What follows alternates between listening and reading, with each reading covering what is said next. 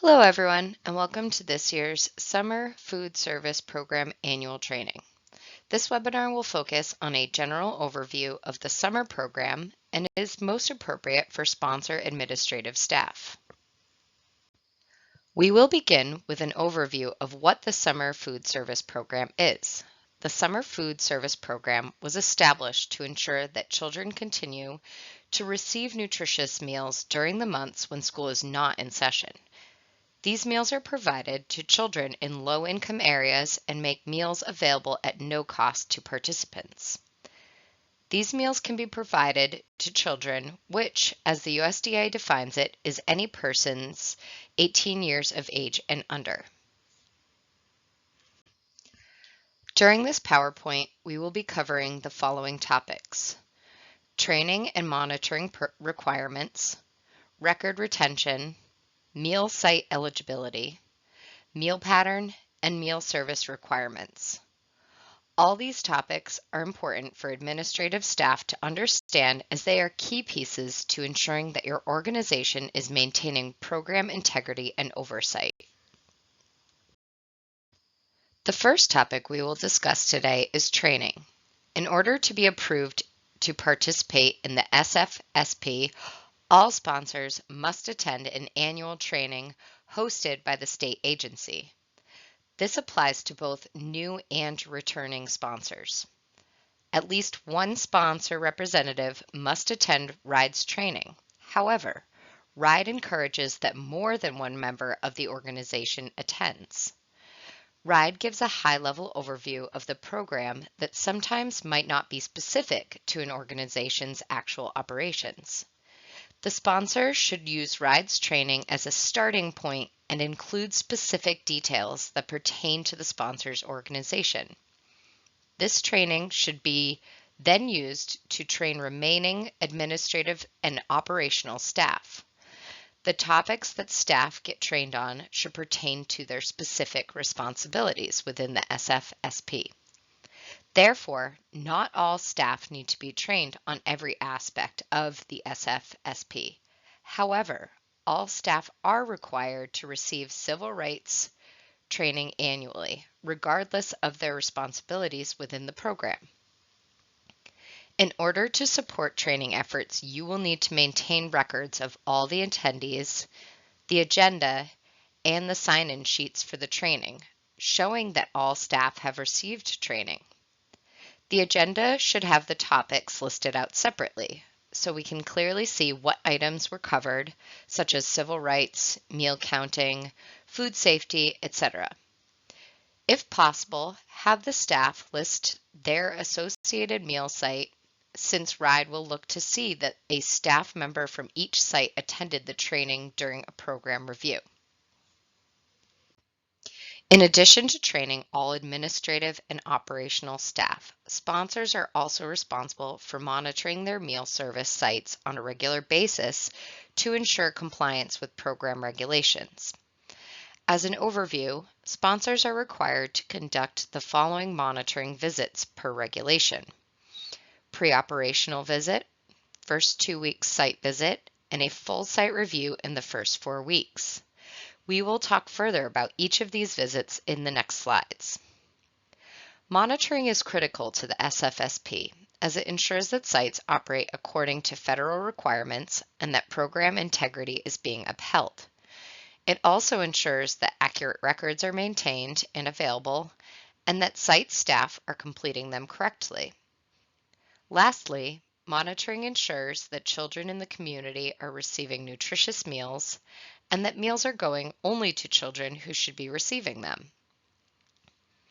As discussed in the previous slides, you will need to make sure that all of your monitors have been trained on all necessary topics so that your monitors are equipped to identify and correct any issues noted during a monitoring visit.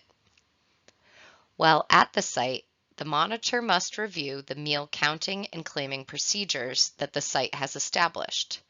This includes how staff are taking meal counts, whether they are marking off second meals correctly, and that they are not marking adult meals as any children meals, whether it is first or second. The monitor should be making sure that the meals that are served are meeting meal pattern compliance and that all meals marked off to be included in the claim for reimbursement are in fact reimbursable.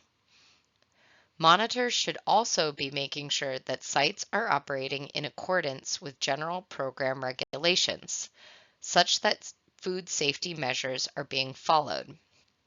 The "And Justice for All" poster is being displayed in a visible place, etc. With new monitoring regulations taking place due to the final integrity rule that was released in 2022, the next few slides that follow may be new to sponsors. Please be sure that you, as a sponsor, fully understand these requirements and that they are clearly communicated to your monitor during training.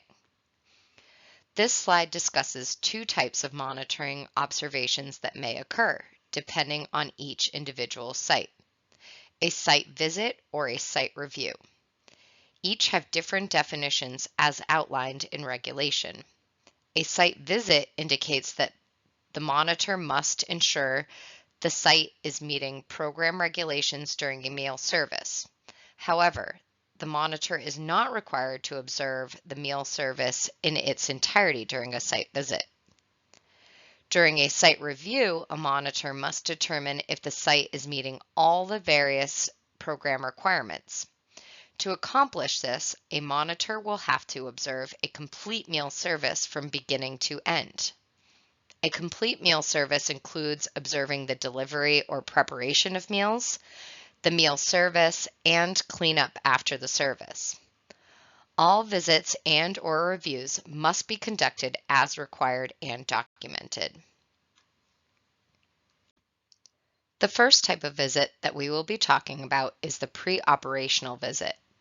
The pre-operational visit must be conducted by any sponsors that have new non-school sites, sites that will be operating a non-congregate meal service for the first time, or sites that have had operational problems during the previous summer.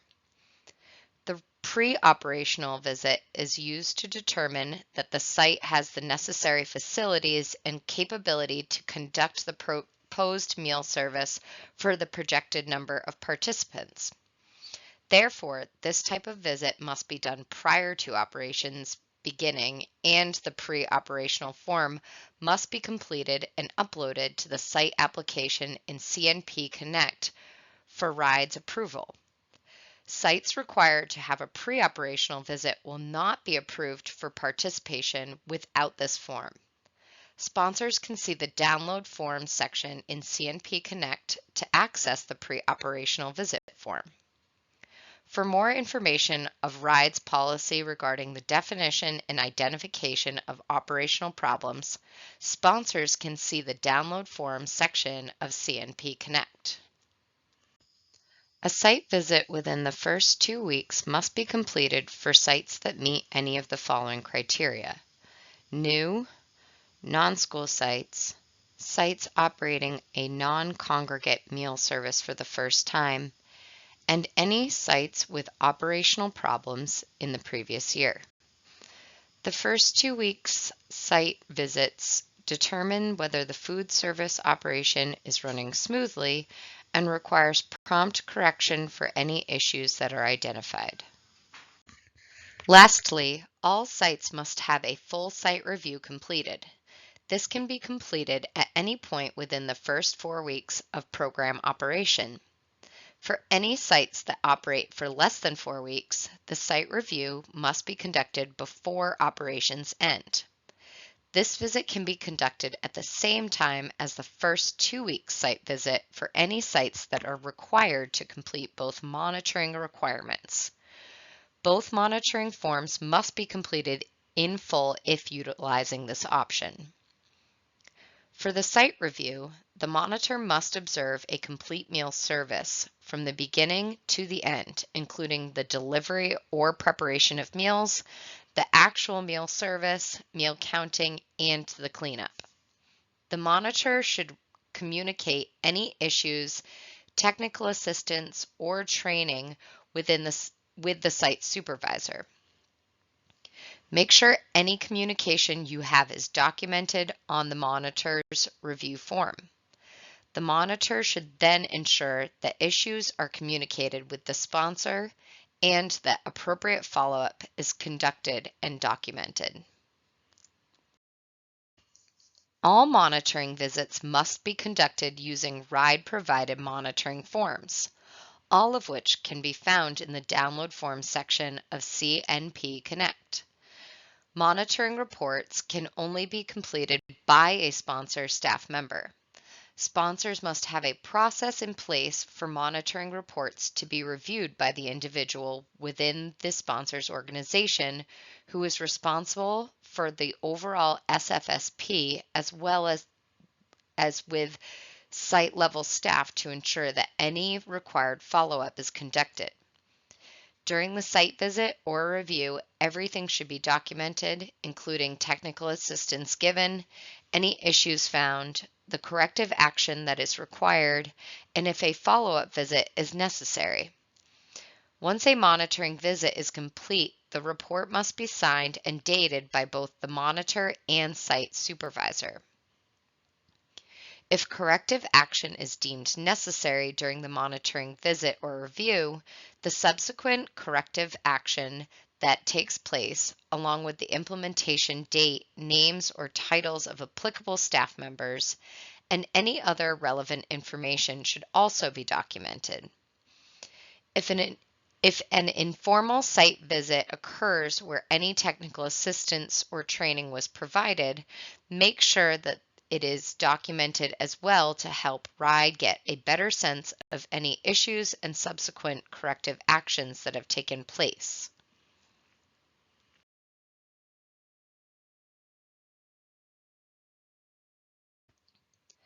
During a program review, RIDE will use your program records to recreate your claim for reimbursement by meal period for the review month.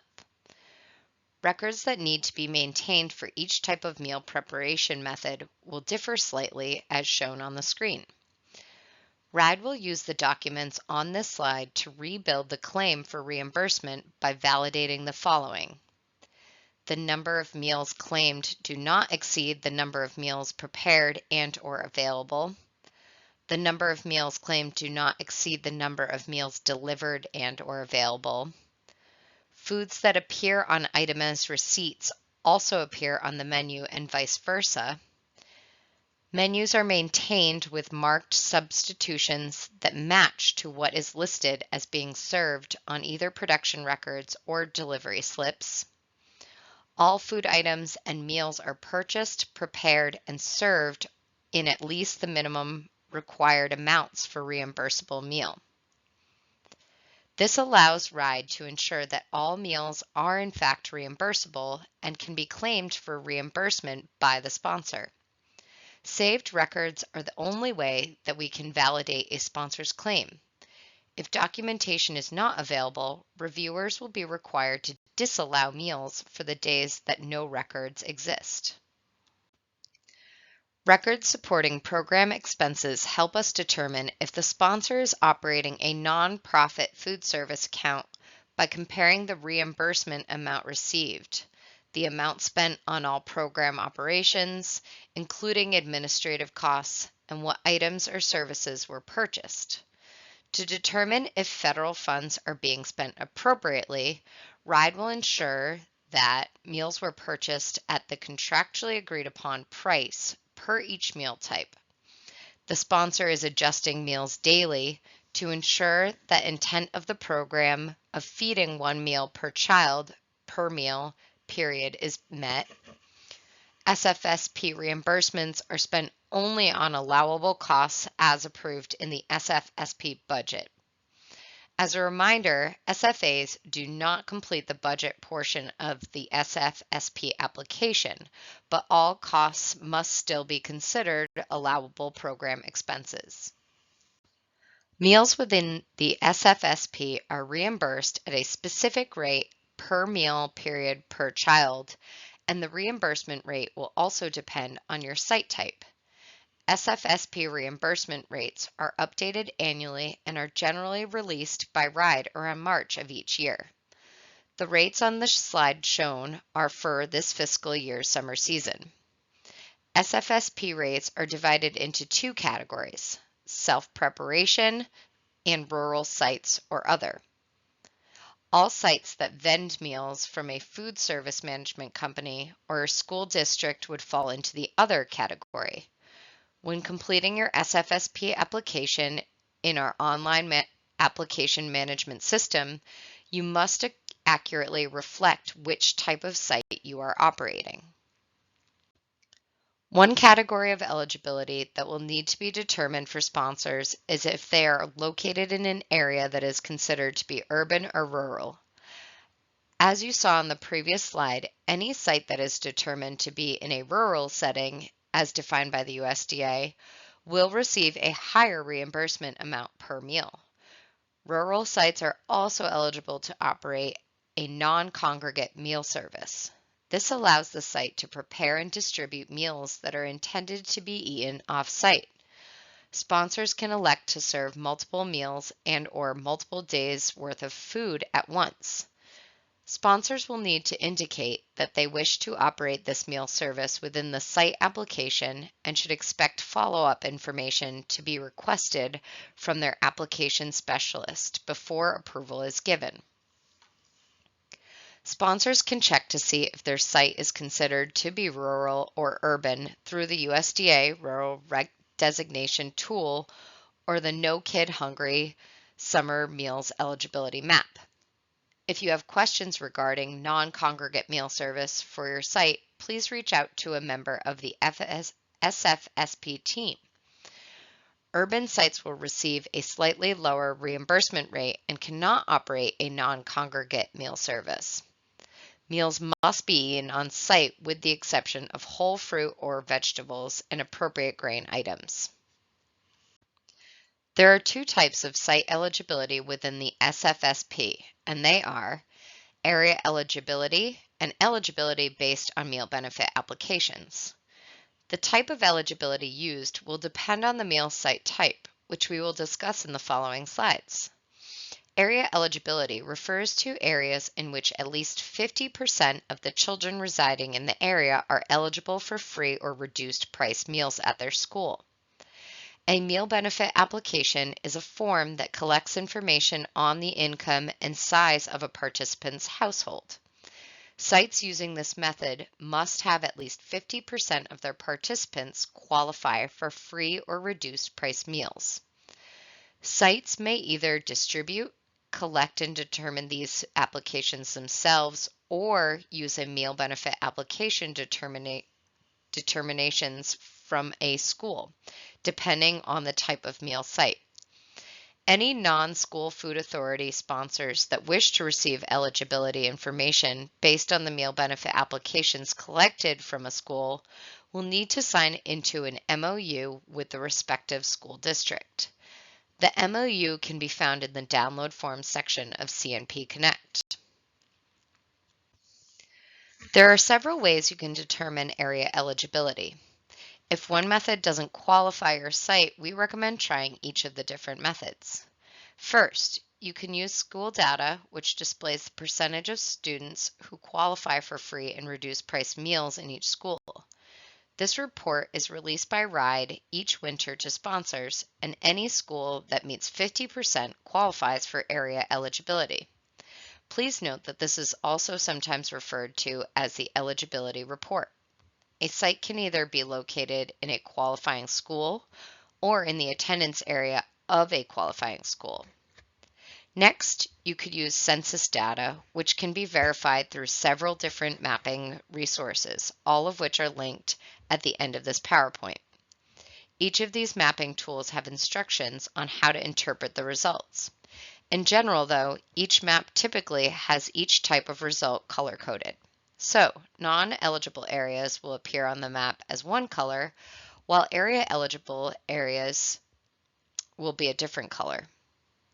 Finally, some welfare agencies or housing authorities may use income criteria that matches or is lower than the income guidelines used in the SFSP and therefore would qualify. For any of the above eligibility methods, the sponsor should make an initial determination and save the related documentation, but all determinations must be validated by RIDE before they can be approved. Within the SFSP, there are multiple types of summer meal sites: open, closed or enrolled, and camp. We'll start by talking about open meal sites. These sites must qualify based on one of the area eligibility methods that were reviewed in the previous slide. At an open site, meals are given to qualifying children on a first-come, first-served basis. Participants do not need to prove residence within the community, and attendance does not need to be recorded at this type of meal site. But all participants must be 18 or under in order to be considered eligible.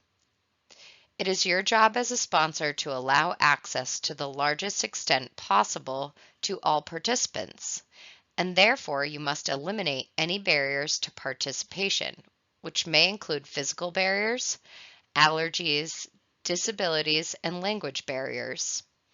In order to ensure meaningful access, you will need to advertise the program within your community in methods that will most effectively reach all residents. Next, we'll review closed enrolled sites. Closed enrolled sites can sometimes be referred to as either just closed or enrolled. Closed sites may be able to qualify as a site through area eligibility or by collecting meal benefit applications, either from the participants themselves or through school data. These sites are only eligible to feed participants who are enrolled in their organization or program rather than the community at large. Because of this, attendance and enrollment information for each participant is required. Closed or enrolled programs must provide recreational, cultural, religious, or other types of organized activity for a specific group of children. The last type of meal site is a campsite. Camps must offer regularly scheduled food service to enrolled participants as part of their organized program. This is similar to the requirement for closed or enrolled sites, but there are a few differences that should be considered when determining whether your site should be designated as a closed or enrolled site or a camp. Camps are able to claim one additional meal per day than open or enrolled sites, but any camp that operates under the SFSP, whether they are residential or non-residential, must collect meal benefit applications from all enrolled participants. Or alternatively, camps may be able to gather the meal benefit application data from school districts. Camps cannot use area eligibility for a site since they may only claim meals for reimbursement for those participants who qualify for free or reduced price meals. Meals served to participants not qualifying for free or reduced price meals must be subsidized by the sponsor from non-federal funds. School sites that provide meals only to enrolled academic summer school students are not eligible to participate in the summer food service program. Summer enrichment programs held within a school may operate in the SFSP as closed or enrolled site, but if the summer program offered is a requirement of graduation, this would be considered a summer school, and meals would be claimed for reimbursement under the NSLP rather than SFSP. If a school site offers a summer school program but is also eligible and willing to provide meals to the broader community as an open site, then summer school students could be served and claimed under the SFSP as part of the broader open site. The eligibility duration of a site will differ based on the type of meal site. Open and closed or enrolled sites that have been determined based on area eligibility methods are good for 5 years. Closed enrolled meal sites based on meal benefit applications as well as camps must be redetermined annually. Now that we have discussed the types of meal sites and methods of eligibility determinations, we will review how to add a new site to your agreement with RIDE. Your organization or a member of the RIDE SFSP team may identify a potentially eligible meal site. Prior to adding the site to your agreement, your organization will need to get confirmation from RIDE that the site is area eligible. If the site is not area eligible, then the sponsor is responsible for collecting and maintaining documentation to show that 50% of the enrolled participants qualify for free or reduced priced meal benefits. Once it has been determined that a site is eligible for participation, the sponsor should reach out to RIDE to advise of the new site addition. The site name, address, as well as the anticipated start date must be emailed only to one of the designated RIDE SFSP specialists. RIDE will then create the site in our CNP Connect system and add the site to the sponsor's agreement. This step can sometimes take a few days. RIDE will then notify the sponsor that the site has been added to their agreement and that the sponsor can now go into CNP Connect and proceed with updating site-specific information for the new site. Once the sponsor submits the agreement packet in CNP Connect with the new site information, RIDE will review the site information and either reach out with any questions or approve the agreement packet. As a reminder, the steps that we have just discussed have been uploaded in the downloaded form section of SFSP. Meal pattern requirements are essential to the summer food service program, as they assure that participants receive the well-balanced, nutritious meals that they are entitled to. These requirements are developed to help children meet their nutrient and energy needs, which is why minimum portion sizes are established. Because of this, these requirements need to be met at all times during the program. You can also expect RIDE to closely review the compliance of these requirements during a program audit. For summer, you can elect to serve one of the following meal types: breakfast, AM/PM snack, lunch, and supper. Any combination of two meals aside from lunch and supper can be served together at either open or closed sites. Camps are able to serve up to 3 meals a day in any combination. This slide shows examples of the different meal service combinations that non-camp sites can elect to implement.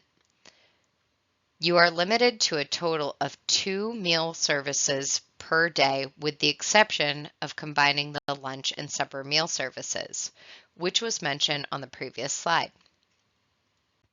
As you know, all meals served under the SFSP must contain all the required components in at least the minimum quantities in order to be considered reimbursable.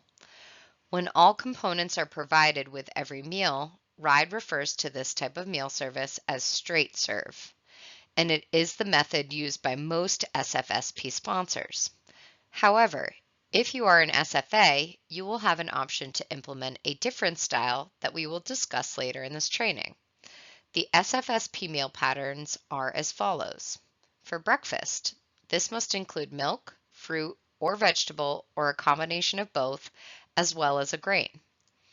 At lunch and supper, these meals are only considered to be complete and reimbursable if they contain milk, a grain, a meat or a meat alternate component, and the minimum required 2 servings of fruit and or vegetables. For snack, 2 of the 4 meal components must be served in any combination that the sponsor wishes. Please remember in the summer program that fruits and vegetables are considered to be the same component. Therefore, you can't serve apples and celery as a reimbursable snack. In addition, you cannot serve 2 different liquid components as the entire snack. So serving fruit or vegetable juice and milk is not a reimbursable snack. The meal patterns and serving sizes are configured differently for SFSP than for other programs and should be reviewed carefully. A link to the complete SFSP meal pattern, which includes more information on the serving size of each component, is included at the end of this PowerPoint. This slide contains general reminders around the SFSP meal pattern. When determining the amount needed for a serving of fruits or vegetables, you must measure this in volume, i.e. cups. The fruit or vegetable component must be comprised of 2 different fruit and or vegetable food items for a total amount of 3/4 cup. Items like fresh oranges in combination with orange juice are not permitted. Additionally, juice cannot make up more than 50% of this component. Milk must be served in the minimal required amounts as part of a reimbursable meal. 2 liquid food items cannot be combined as a reimbursable snack. For example, fruit or vegetable juice cannot be served during snack if milk is the other component, and vice versa. Any processed meat or meat alternates, in addition to any combination food items, will need to have a corresponding child nutrition label, product formulation statement, or recipe on file to verify meal pattern compliance. As mentioned earlier, offer versus serve, or OVS, is an alternate style of meal service that is only available for use by SFAs. By choosing OVS as your style of meal service, you are able to follow either the SFSP or SBP/NSLP meal pattern. If an SFA chooses to use OVS for their meal service, they will need to indicate this is their online agreement along with which program meal pattern they will implement. When using an OVS style of meal service, site staff must ensure that the children choose the minimum required amount of components before being included in the point of service meal counts. For each meal period, this means at breakfast, there must be a minimum of 1 food item for each of the 3 required components offered, along with additional food item for any component offered. A child must take at least 3 different food items to be considered a reimbursable breakfast. For lunch and supper, require that 5 food items of the 4 different food components be offered. Please keep in mind that while fruit and vegetables are the same component, you are required to offer at least 2 different food items for this component. A child must take a minimum of 3 different food items for a reimbursable meal. As a reminder, you may not use offer versus serve during snack. Sponsors must establish meal times for each site. This is done in CNP Connect. For all non-camp sites, a minimum of 1 hour must elapse between the end of one meal service and the beginning of another. Additionally, breakfast must be served towards the beginning of the day and cannot be served after lunch. Once a time frame is selected, all meals included in the claim for reimbursement for that meal period need to be served within this time frame. We recommend that you give yourself a buffer when filling out this portion of the online agreement. Consider adding 15 minutes before the start and after the end of your planned meal service, just in case food is delivered either earlier or later than normal. RIDE may disallow meals if we see them served outside of your time frame that is approved in CNP Connect. If you change your meal service times, you must update this in CNP Connect. These changes must be made and approved before you make any changes to your actual service. In addition to serving meals with the serving times, you also have to make sure that all children receive 1 meal before any second or adult meals are served. Lastly, you will need to ensure that you are adhering to all local health and safety regulations. For example, you will need to make sure your milk is held on ice and that all food is properly stored during service rather than left sitting out in the sun. All sites designated as urban and for rural sites that elect not to use the non-congregate meal service must meet on-site meal service regulations. There are a few exceptions, however, one of which is that children can take 1 whole fruit, vegetable, or 1 grain item off-site for later consumption. For grain items, we recommend it be a pre-packaged item, like a single-serve pack of crackers. Sponsors should only allow an item to be taken off-site if they have adequate staffing to properly administer and monitor the site, and to ensure that issues particularly related to food safety and program integrity do not arise. RIDE may prohibit individual sponsors on a case-by-case basis from using this option if the sponsor's ability to provide adequate oversight is in question. Field trips are allowable as long as they are communicated to RIDE ahead of time in the field trip section of CNP Connect, as seen in the image on the slide. If you are sponsoring an open site that will take a field trip, the original site must remain open to the public for meal service as well unless you receive prior approval from RIDE. Regardless of the site type, if a sponsor is modifying a meal service at a site, i.e. closing for a day or changing meal times, etc., the sponsor must notify RIDE and the community impacted by the change. If RIDE conducts a monitoring visit and there are no participants at the site due to a field trip that was not communicated to us, then RIDE will disallow meals for that day. For any sites that plan to serve and claim meals while on a field trip, you must ensure that the proper means to hold the food safety are available. Sponsors need to make sure that any meals held during a field trip are within safe temperatures prior to serving them to participants. Sponsors should be recording the temperatures of holding equipment and/or food items themselves. If food is found to be at an unsafe temperature, the sponsor cannot serve and claim these meals for reimbursement. The intention of the SFSP is to ensure that you are preparing meals for only the number of participants that you intend to serve. You will need to have a process in place that allows you to adjust meal counts on a daily or weekly basis, with the goal of serving only one meal per child per meal period. Sponsors should make sure that this process offers the flexibility to find a balance between preparing and ordering an excessive number of meals while also assuring that sites are not continuously running out of meals. Even with the best planning, you are likely to have leftover meals over the course of the summer. Please be reminded that these meals cannot be provided to families to take home. However, leftover meals can be donated to charitable organizations if they are held correctly, allowed by your organization, and indicated in the site application. Another option sponsors can consider utilizing is the transferring of leftover meals from one site to another site at which there is a shortage of meals. Sponsors should only utilize this option if the extra meals have been properly held throughout service and can be safely transported to and held at the other site.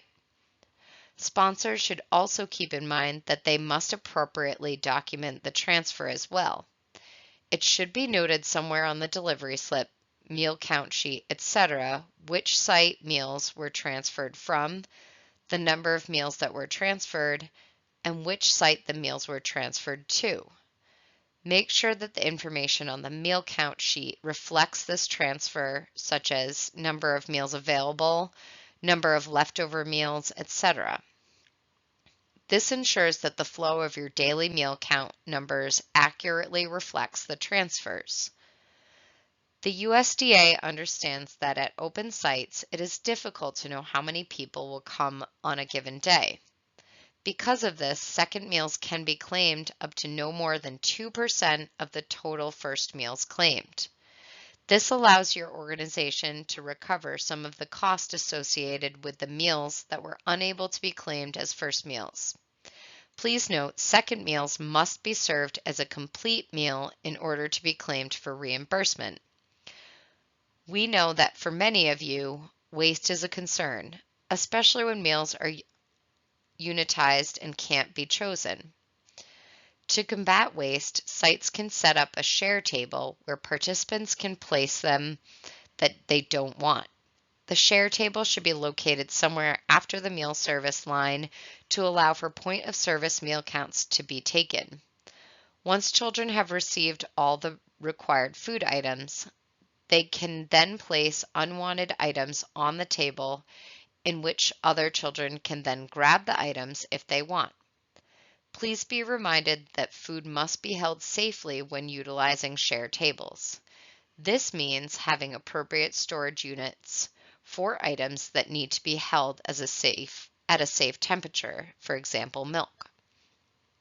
Lastly, please ensure that when items are put back into service, such as from the share table or leftover items, that they must be documented appropriately. Per SFSP regulation, all meals must be counted as they are served to each child during the point of service, and this includes field trips. Only those meals which contain all of the required components can be counted as reimbursable. If you receive vended meals that are damaged or incomplete, those cannot be counted as reimbursable meals. As mentioned in the beginning of the training, reimbursable meals can only be served to children, which is anyone 18 years and under. We recommend using the checkoff sheet that is shown on the slide. When you train your staff to use this form, be sure they are trained to complete all fields on the form, especially the number of meals received, number of meals available from the previous day, and any leftover meals from that day. During reviews, we often see that these fields are not completed or are filled out inaccurately. As a result, we are not able to follow the day-to-day flow of meals that were available and served, which can lead to the disallowance of meals. Any sponsor that produces meals for multiple sites or receives vended meals must have some way of documenting the number of meals that were delivered to each site. This is typically recorded through a delivery slip. Documentation must be maintained not only to show the total number of meals delivered, but also what food items were actually delivered, especially if the food items received vary from the items listed on the planned menu. Delivery slips should be created or adjusted to meet the needs of your organization. They should be available for every day that meals are received from your vendor and should include the following: name and address of the vendor, the date that the food was delivered and the meal period the food is intended for, the name and address of the site the food was delivered to, the food item actually delivered, which should document all food items actually served as part of a reimbursable meal, including any substitution to the planned menu. If meals are being received for multiple meal periods, be sure that it is clearly listed which items correspond to which meal period. Any substitutions received to accommodate food allergies or lifestyle choices should also be listed. How much of an individual component was delivered. This can be listed in the number of portions or total amount delivered per meal component. Please note that depending on how you receive your milk, RIDE considers individual pint containers to be portions of milk, while gallons are considered to be total amounts. RIDE relies on milk purchases to determine if the number of meals claimed are compliant with the meal pattern. Lastly, delivery slips should include the planned serving size for the menu or combination items as applicable. Please be aware that RIDE will rely heavily on this documentation in conjunction with menus marked with substitutions, invoices, receipts, and when applicable, production records to reconstruct your claim for reimbursement for the review month. As previously mentioned, missing documentation may result in the disallowance of meals, as this is the only means that we have to validate your claim for reimbursement. Sponsors can find a resource regarding documenting complete and accurate information on vendor delivery slips in the Download Form section of the SFSP title in CNP Connect. Although delivery slips are Ride's main way to verify that meals served meet meal pattern requirements. There are also a handful of other documents that Ride relies on during a review, including invoices. These should be available for all items that have been used to support meals that have been claimed for reimbursement. This includes, but is not limited to, grocery store receipts, milk purchases, bread purchases, vendor invoices, etc. The next one is inventory records. For schools specifically, RIDE recognizes that there is typically food left over from the school year and that you may have an excess of certain items, which will not necessarily be on the invoices, in which case inventory records would be required. The next one is production records. Although not a requirement, sponsors self-prepping or receiving meals from an FSMC should have some method of determining how much food to prepare, how much food was served, as well as the number of meals that were left over. Then we have menus marked with substitutions. Daily dated menus with marked substitutions noted should be maintained for all meal periods. The sponsor should also maintain separate menus if different menus will be served, such as hot or cold meals. RIDE relies on the mentioned documentation when conducting a review, and any missing documentation could result in a fiscal impact of their sponsor. Linked on this slide are the methods of determining site eligibility that were mentioned previously in this PowerPoint. This concludes the SFSP annual training. Please find on this slide links to helpful SFSP policies and resources.